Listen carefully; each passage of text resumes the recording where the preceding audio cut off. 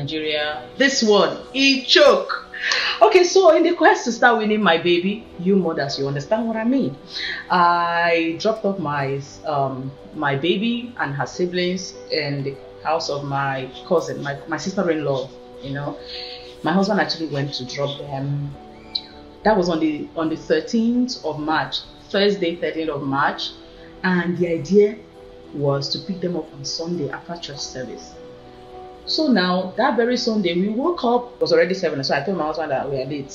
So let's just, key to Pastor Jerry's first service. As soon as I opened my phone, I logged into the service, Pastor Jerry was talking about the angels at your disposal.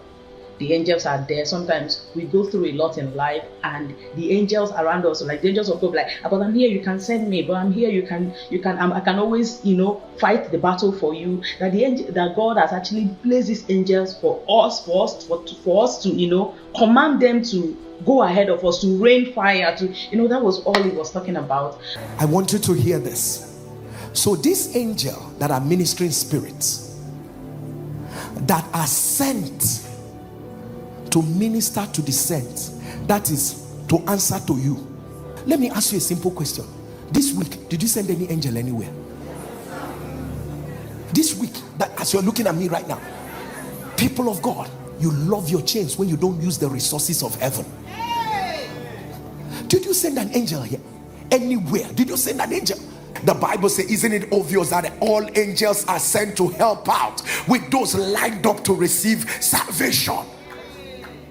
I want you to read it again. All angels, all angels, all angels. You didn't send one on assignment. Are you not aware there are warfaring angels?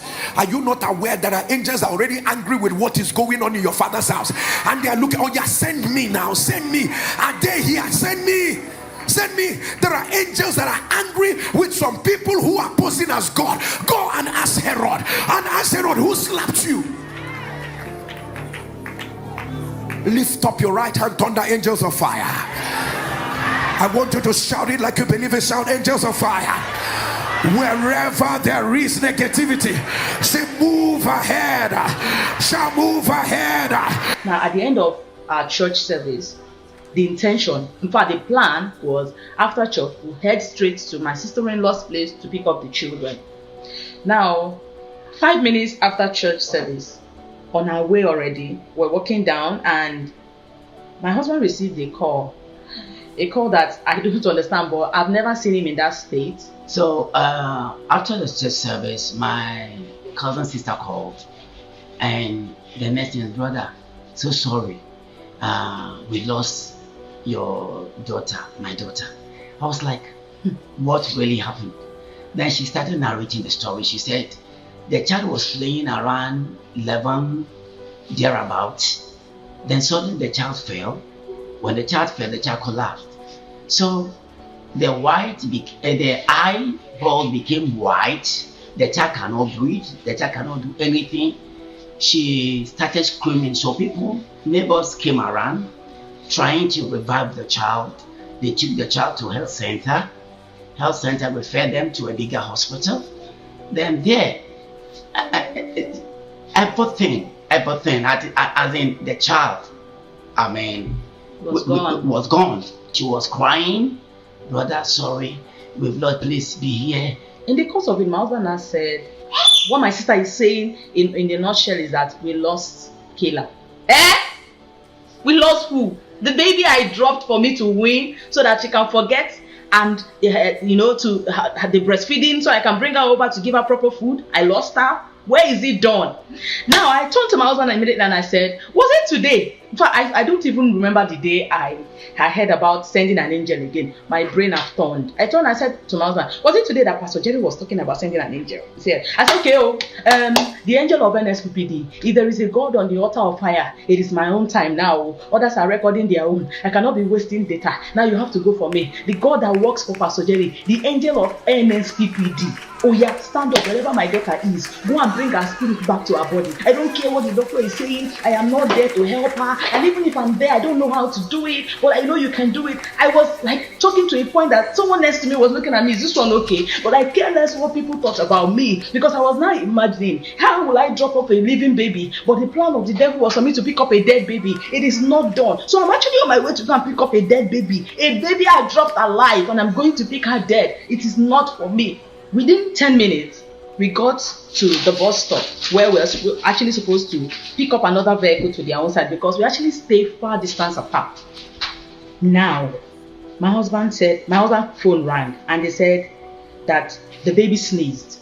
But the thing is, they are trying to get vein from her, and for the past 5 minutes or whatever, but they cannot find any vein. And I turned to my husband and I said, for them to be looking for vein, that means the Lord has done it. Don't worry, it's just an attack.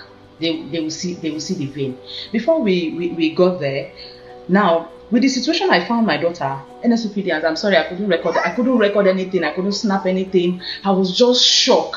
When we got into the place, I saw my baby was born. The baby I saw there was looking more or less like a baby that has kwashiorkor. My baby was so slim, had no blood. In fact, everything she was looking. I can't classify what color I saw my child. My child was looking more like a child that had her eyes were white, her legs were white, her skin were grey. I cannot quantify the color, but my baby could not recognize me. I was even shouting, "Mama, mama!" It was until when we got there that suddenly I saw that they pierced all her body looking for vein. They pierced her 2 legs, this part of her arm, everywhere, up to a point. And I said, wait, you'll see vein. Immediately I looked at her and I said, let the God of NSPD that has actually revived this child up to this point, let there be vein, please. I cannot pick up a dead baby. Immediately there, I started crying, and I told the nurse, okay, look at a vein here. You can see vein. As soon as they put drip on my baby, my baby pooped. Very slimy, greenish. I cannot, it was so bad. That was how, at the end of the day, guys, the nurse was telling me that I don't know the God you guys serve, but this child was brought in dead. And she's my baby, she's the one talking. I did not pick up a dead baby. I have my testimony here. I have my evidence that I am on the altar of fire. I have my evidence that everything I've done, all the prayers on this altar are not in vain. I did not bury. That's what from Pastor Jerry every day that said, you will not bury nor be buried. That's it. I did not bury. I am here to return all glory to God. Now, when I took my baby back to the house to pick up my son and my sister, my son immediately saw me and said, Mommy, Killer died. And I said, no, Killer did not die. Killer is alive. For what God cannot do does not exist. What God cannot do does not exist. What God cannot do does not exist. We dey pray, He dey show.